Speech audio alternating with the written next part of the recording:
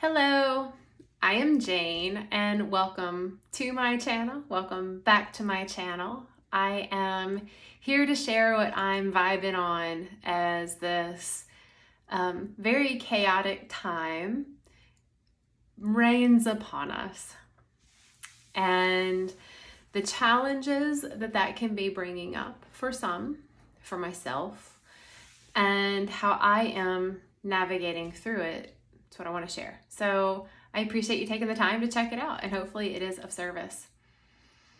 So something that I feel is happening in the now, I'm going to hit a couple different things,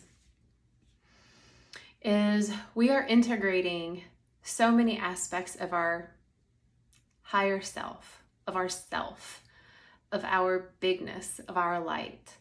We have been integrating energy, high vibrational frequency, light waves, plasma waves that have been coming in from basically the center of the entire cosmic universe.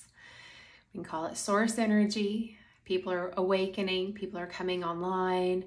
The collective is shifting in a grand way. More people are coming online. So it starts to increase the rate of speed in which we all collectively move and ascend.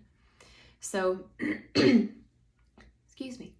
So it's like, as I keep ascending, right, keep moving through my shit, then I'm integrating more light, right? Keep filling the cup, the muck comes out.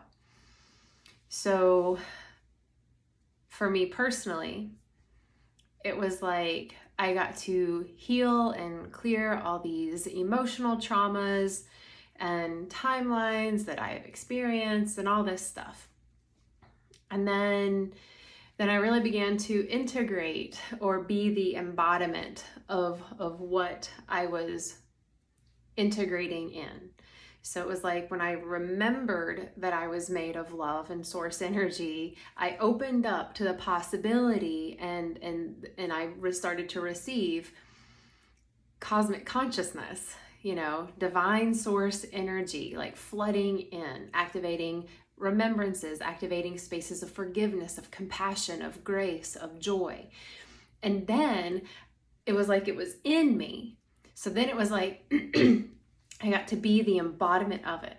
So what did that mean for me? It meant that I became more altruistic. I started to be of service to the underserved community, the underserved population here in the city. It was just, I was called to do so. Part of the embodiment was loving myself more, making sure that what I was putting into the vessel was made of light. So, more fruits and veggies and more water, no dairy, no meat, no wheat, and all those things personally. I got to I got to become more mindful of what my thoughts were doing, where they were going. I became the controller of my thoughts so that when they went out of whack, when they went down the rabbit hole, that I could reel them back in, shift them. And so that, as the steps I was taking, I was more clear-headed, had more clarity around it. So now what I feel is happening is that now that was like me calling in like the infinite energy that is around me. Okay. Just the highest vibe goodness. Now, what I feel like we are doing on the collective level, sovereignly as well, is we're calling in the timelines of the me. So like this morning, I went to the farmer's market. It was a great experience. I had beautiful conversations with so many people. It was so fun. And my energy is still there. My energy is here, right? My consciousness is here. But all that I was, because it was such a high vibe of joy and connection and community and love and togetherness and oneness, that vibration anchored into that bit of land. It permeated through all of the fruit and the vegetables. It moved through the biofields of every being that was there and that will continue to go through that farmer's market. And when I start to think about it, my mind can go back there, and then I can start to feel my body my hands being wet from touching all the produce that was still wet from the rain. And so it's like I can go back there. So what I feel is happening is that we're taking all of those back there experiences from any previous now or any future now, which I'll get back to that we're calling that back in to the embodiment. So it's easy if it's like, oh, I'm just calling back in the me, the energy that I was experiencing and being in and living in when I was at the farmer's market. It was recent, it was high vibe, it was pleasant. I can just call it back in to my now experience. It feels like home. It feels like I'm back. You know, it feels easy, it feels natural, it feels normal. There's not really any shift of my awareness of like, oh, it's not like my body feels different. So that was a past timeline. So I'm also calling in my future timeline consciousness. The future timeline consciousness has more data. It has more information because it's technically lived more. It's been in the galactic realm longer. It's been in the etheric realm longer. It's been hanging out with the angelic realm and the elemental realm and the fairy realm and all of the other realms of all the other light beings. It's been hanging out in that realm so much longer. So it's picked up all this other data with it. Okay, so now when I call that aspect in, which is what is coming in, because we've collectively called it in, I don't think many of us are like, okay, I want to call it in. I personally have, but that's just me. It's what I do for myself and others. But anyway, so all of the future of me, as I call it back in, so it's coming back in. Now, this version of me has never, ever been necessarily in this experience, right? In this density. So now it comes in and it feels a little different. It may actually feel kind of heavy. You know, it may feel like, woo, like this feels weird. You know, like, does my back hurt or is this just the way my back feels? You know, is this really what my hair does? Like, is this really it? Or, you know, like it's just different. You know, it's like seeing this old me that I've been, but almost like in a new lens. I can start to see, because this higher realm, if you will, this future realm, this aspect of me that's lived the lives or that's been hovering with like, just like in source energy perhaps, or with the other elementals and galactic star seeds that haven't been embodied yet, or maybe have been embodied and are now back to source. Anyway. But when I get that, I forgot what I was going to say. It's coming back. But when it comes in, it's a different experience. So now I'm consciously feeling it different. My thoughts might be different. They may be of a higher vibration. They may be way more loving, way more patient, way more forgiving, way more present, way more grateful. Like, oh my God, I get to be in this body. Like, how much excitement and gratitude that is. And when I even start thinking about that, like, I get teary-eyed. When I can bring these aspects of myself that's never been in my body before, that's ready to come in, or the parts of me that were in my childhood, you know, that always felt heavy and dense and unwanted and unloved, now enters the body that it's like it came in and it like got cleaned and cleared on the way back in, and now it's settling in. So now that part of me feels really light, really free, really buoyant. So at the same time, vacillating back and forth of me feeling this lightness and eagerness and curiosity of my child self, I'm also feeling kind of like the heaviness and wonder and like newness of being in this body. And it's like I kind of vacillate between all of them. Almost like, is this my body? I mean, I know it's my body, but it maybe feels different today. Maybe I go for a run. I'm like, oh my God, like, I don't think I've ever ran this fast, ever. And maybe it's, you know, I go for a run and I'm like, this feels so slow and heavy. I've never felt like this before, which would make sense, right? So that is what I feel like is happening on the collective level, is that we're calling in these timelines of the consciousness of us. So that means that the oneness that we know we are, it's almost like we're starting to integrate into the body. So now it's easier to see the oneness when I look into my brothers and my sisters' eyes, my neighbors' eyes. That's what I mean when I say brothers and sisters. I start to see it back now. And when I see it in them, they're more likely to see it in me. Which is really an interesting thing to be experiencing in this now, because these parts of us that are coming in, say from our past, like me at the farmer's market, okay? If I had gone to the farmer's market, okay, I'll give an example, a better one.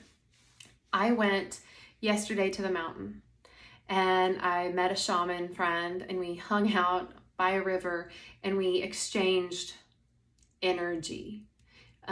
Such a gift, so grateful. So in that time, I was off of the grid, I was out of reception.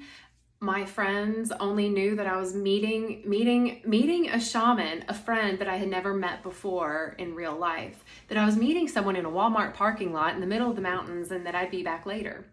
So when they didn't hear from me all day, because I wasn't in the third dimensional reality at all, I was like in the galactic realm all day with this man.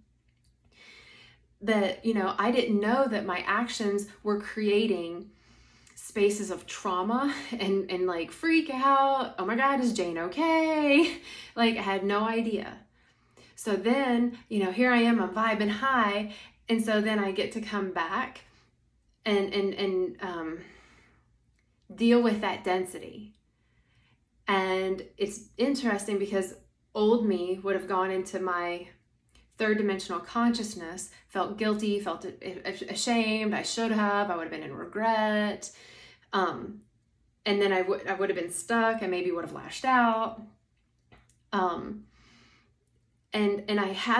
I didn't have a conscious choice. I mean, I guess we always have a conscious choice on like how we're gonna play this out. But I had more of the like higher vibrational light consciousness within my embodiment, that I'm just like holding the space for them to like get through their feelings of processing my potential death, and then the relief that I'm alive, and that dualistic experience that they're having.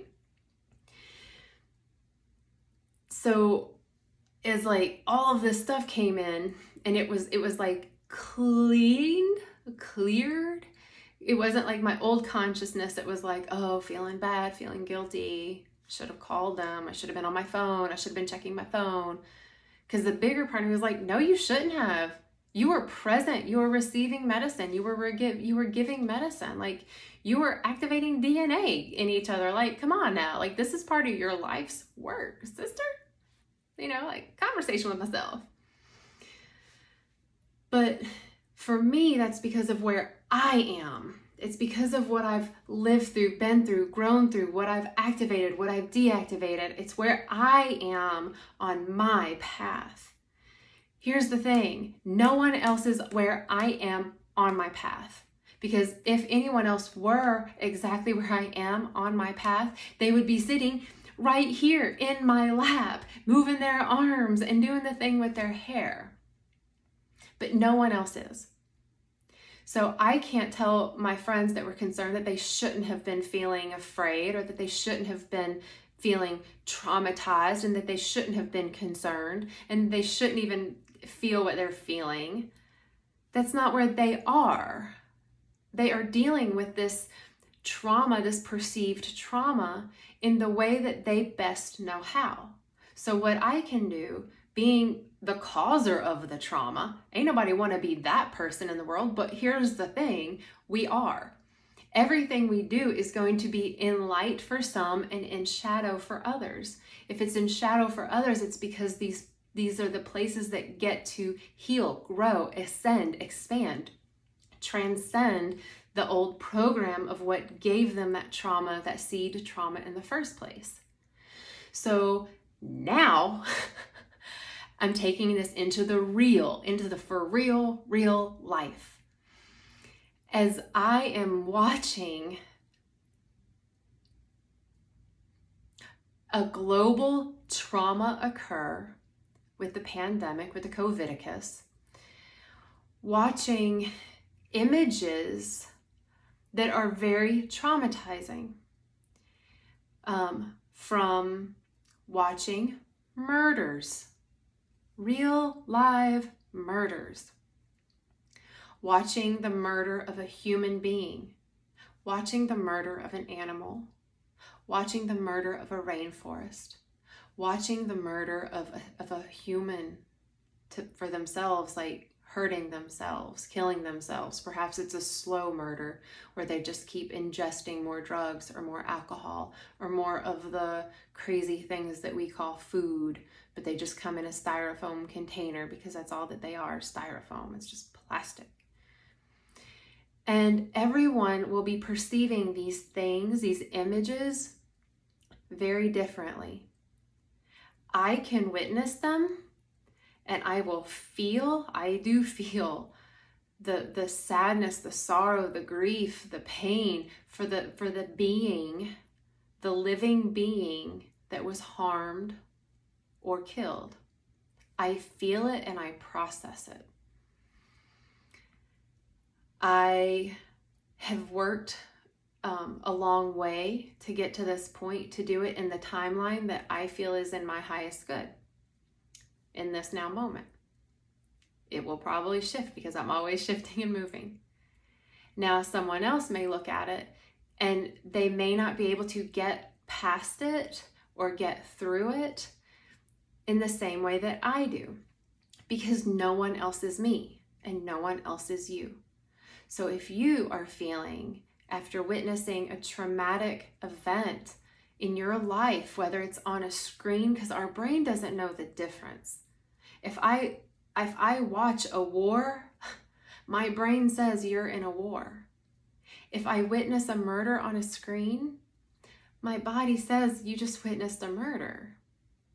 My body doesn't know the difference because my brain doesn't know the difference between, it's not like my brain says, oh, that's on a screen, it's cool, it's safe. I consciously know that, but my subconscious is also a part of the game in this processing unit that we call the brain. So if you or I am witnessing something and it is a trauma for me, because to witness anything living being harmed in whatever way it happens is a trauma. It is not in our nature to witness these things. That's why even if you go back lineages of like humans that actually gave a shit about life, even when they would kill an animal, for like food and warmth and all of the things that animal gave its life for, they paid honor to it. They killed it in reverence and they used every part of it. And they were in gratitude for this life that was given. So if we witness death and destruction, pain and suffering, it is traumatic. So how I deal with that trauma, it could create a place where I'm like, oh God, I can't look. Like I can't look. And I might do that out of complete self-preservation because perhaps that was the way I kept myself alive when I was little to witness traumas. What if my life was growing up and watching someone being beaten and I had to go hide under the bed so that I would be safe? So what does that do? It creates a system of conditioning for me for survival to hide. Now, what if, like a dog that keeps, that's chained up outside and keeps being beaten, eventually it might snap and bite the owner's hand, In our culture, the dog gets punished and put down for that because it retaliated. Sometimes when we witness a trauma, fear may come up. Fear may come up as anger and rage. We don't want to keep that in, so sometimes we let it out and we throw things and we hit, and it doesn't make sense, but it comes out in that way because no one's really been taught in our culture of human how to feel anger and to feel rage and to let it go. So let it go, not like, oh, just like let the trauma go, but like let it flow through us so that we can grow and be something bigger, be something brighter and better and more loving than the traumatizer. So some of us may feel anger and rage. Some of us may go into complete grief to see another living being get hurt, and that feeling of helplessness and hopelessness, and that I can't do enough. I can't save enough lives to make up for that one that was taken. No matter how hard I try, I can't. And there's this point of hopelessness and helplessness that comes up that feels like sadness. It feels like grief. It feels like sorrow. And that may be the way some of us feel it and process it. Some of us will have such logic and solution and focus that when they see a traumatic event and lives being taken and pain being thrown upon and thrust upon living beings, they may see the logical solution. I know to write this senator and this person and how to make real changes in the system. I don't know those things personally. I don't know who to write, what to write, how to send it. Do I write a letter? Do I send an email? What the phone call? I don't know. Do I have to sit on hold for 5 days? I don't know what to do. But that's what some people do. And the thing is that the way I personally handle witnessing life being taken on this earth, including this earth, I feel the pain, I feel the sadness, I feel the grief. And I ask myself, what can I do? What can I do? Okay, well, I know that I'm doing the best I can. I know that love is the thing that heals everything, because if you're in love, that cut off. If you're in an unconditional, loving place of being, you can't do harm. You can't. Period. So then I go back to be the change I want to see in the world. Be the change I want to see in the world. I will be the love that I want to see. I will be the joy that I want to see. I will be it. I am committed to the world that I see, that is in love, that is in light, that is unified and united and together. That's what I believe in. It's what I hold in my vision that I am working and walking toward every single day of my life until I die. It's my commitment. And that's how I handle trauma. So then when I see the man hitting the dog, like I did last week, I immediately felt it. I felt the dog, and then I felt the man as a child and how he was hit like that. And all of a sudden I got this wave of compassion for this man that was hurting another living being. I didn't want to hit him. I didn't want to strike out. I literally sent love and compassion because that's what I allowed to flow through me. That's been my choice, my practice, my conditioning after me being the one that would have walked up to him, bowed up, yelling in his face, telling him what type of piece of whatever he was for hurting another living being, because that was the old way that I was. That didn't get me anywhere. It did not get me anywhere. It hurt my body. It hurt my heart. It hurt my nervous system. It hurt my endocrine system. It hurt me. Well, if I keep hurting me, then I can't be of service anymore. Then I'll die. And then I become the person who's murdering me on a daily basis. A slow, painful, traumatic death.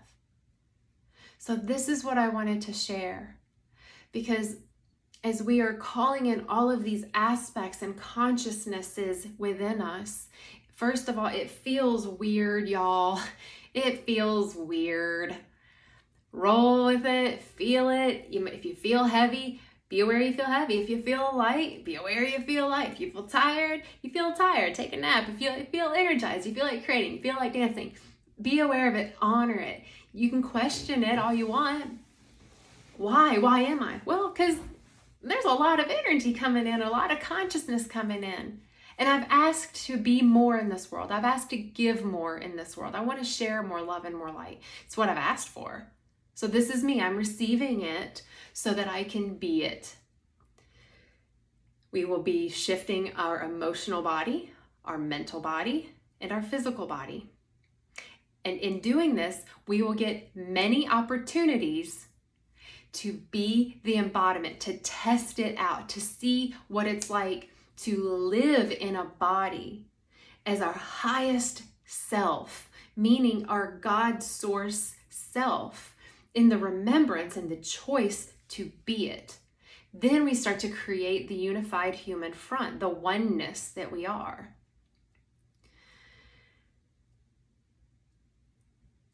I personally don't want to keep watching these tests.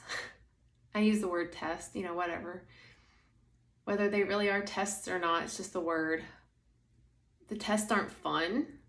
I don't like to see them. Like, can we just stop it? And can we just live a sovereign, abundant life, please, in love and light? Can we do this? Can we just love every other living being and treat them this way? And celebrate everything that makes us unique and different, because otherwise we would be a bunch of plain old, boring, so boring. So anyway, it's what I wanted to offer and just share with what share what I'm picking up on, and then what that means for our real life now human experience. Because I can talk about all the galactic stuff and activating the DNA and we need that. We need that. I can talk all day about that stuff. And then it's we get to human like that. We are creating the new earth. What does that mean?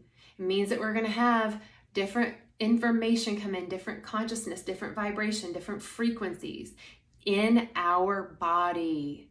It's going to feel different. Be patient with yourself. Have an awareness of what you're feeling. I'm feeling really frustrated today that this happened. I'm feeling really angry about it. Okay, I am feeling anger. I don't have to be anger. I can still be love that feels anger. And that is, to me, how I really start to allow more of this higher frequency to come in, because I'm not pushing it away with, no, I'm angry. No, I'm just angry. I'm angry. I am angry. Well, anger is not a vibrational frequency of the galactic higher cosmic realm. It's not. It's a higher vibration than that. Literally, it's a different energetic vibration. So if I am in the belief system that says I am angry, then I am putting a pause on the energy that gets to come into me for me to create the new earth. And then I'm fighting a losing battle. Then I'm waging a bigger war against myself. And then I become useless in the battle for humanity, the battle for the earth, the battle for love. I become the weakened warrior. The true warrior is following love. It doesn't mean they don't stand up for it. They're the warriors that are on the front lines with the arrows drawn. And they're not doing it I get to kill everybody. No, they're doing it in the name of love. And then there's some that are tending to the wounded. And then there's some that are cooking the meals to nourish the warriors. There are those that are packing up to continue the march forward. There's some that are making the maps for where they're going to go and traverse. It doesn't mean that no one is fighting the war. Everyone is doing it in their own way so that the whole unit wins. And I am for team human, team earthling, team love. That's my battle that I will forever stand up for. And the way I do it will be unique to me. And the way you do it will be unique to you. And I thank you for standing for love in whatever that means. Does it mean guilting and shaming and blaming and judging? It really doesn't. It really doesn't. It doesn't mean that I say that, oh, I love that person just hit that dog. I love that someone just burned down that forest. I love that. No, it means I still don't like what happened. I have a preference for anything but that shit. But I'm gonna stand for love regardless. So I just ask, what is your commitment? Is your commitment to create a new earth? Is it to continue to ascend? Is it to continue to be a light in the world, to be a beacon, to show what love looks like embodied? Is that what you stand for? If it's not, that's okay. Ask yourself though. Remind yourself of your innate superpower. The one thing that unified all of the superheroes in every story was that they gave a shit. They all cared. They wanted good, and they did it. So I just implore, what do you stand for? And how do you stay with what you stand for, with whatever it is you're feeling as we witness traumas?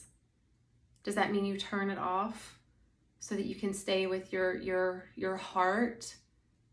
Then turn it off. Does it mean you write? Then you write. Does it mean you pray? You pray. Does it mean you protest? You protest.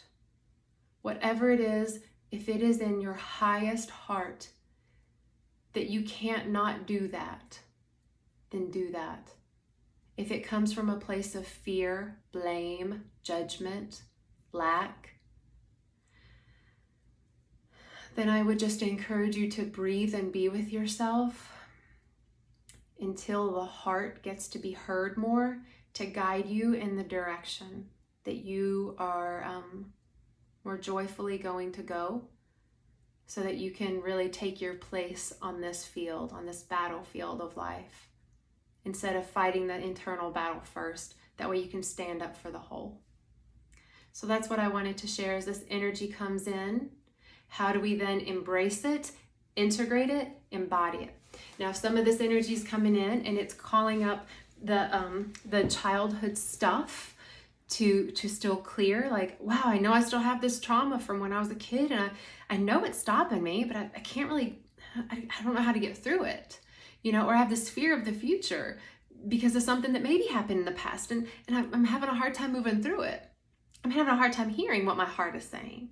If this is where your challenge lies, holla, hit me up, send me an email. You can go to janetheguide.com and you can schedule some time with me. And this is what I would love to do, is I want for you to be able to walk through this battlefield of life with your heart out, vulnerable, showing how much love you have and what you are standing for, that it is in love, and that what you're creating is from your unique divine heart.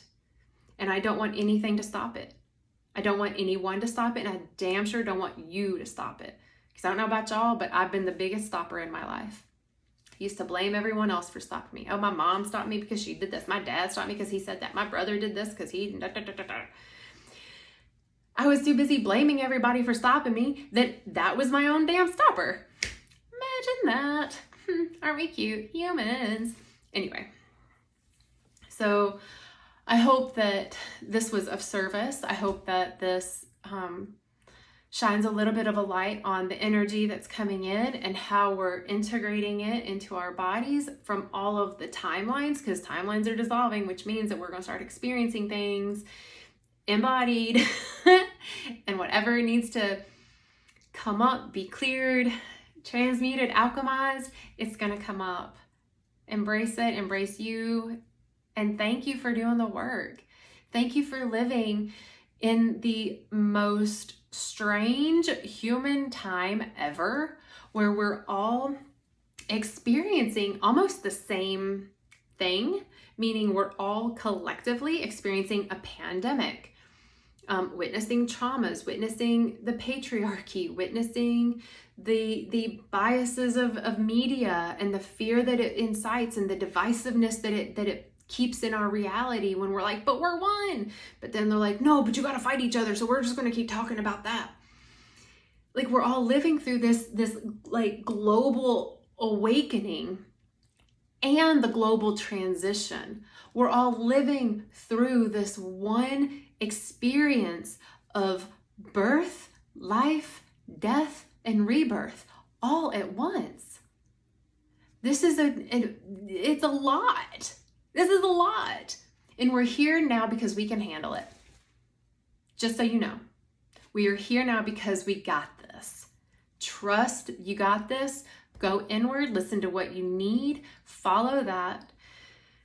There will be judgments probably made upon you for whatever it is you're doing, however it is you're handling your trauma. Please know that this is your trauma, and how you're dealing with it is how you're dealing with it. And those that are judging are still in the program of judgment, and that's how they're handling their trauma, is they're still judging those because those around them aren't handling traumas the way they think that they should be handling them. Traumas are traumas, and they're all handled and synthesized very differently. Very differently. Which is, I think, why it's all happening at the same time, that this energy is coming in, so that we can have access to this higher consciousness, the seeing of where we can go from here, where we can grow from here, how we can unite from here, how we can move together, how we can come together from here. That the answers are closer now to us. We don't have to think about, oh, well, we can't because this has never happened. We're just like, no, how does it happen? How do we do it? We got to be it. So anyway, I'll keep going, and I would like to bring this to a close. So anyway, I appreciate you taking the time and checking this out. I appreciate you liking it. I love the comments. You can share away. If there's any support that you would need or like, please don't hesitate to reach out at janetheguide.com. And I love you all so much, so much. Keep breathing. Keep breathing. Keep breathing. You got this. Okay.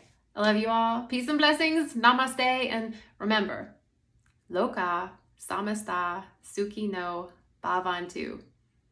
May all beings everywhere be liberated and free. And may the thoughts and words and actions that come from me contribute to that happiness and freedom. So I love y'all. Peace. Bye.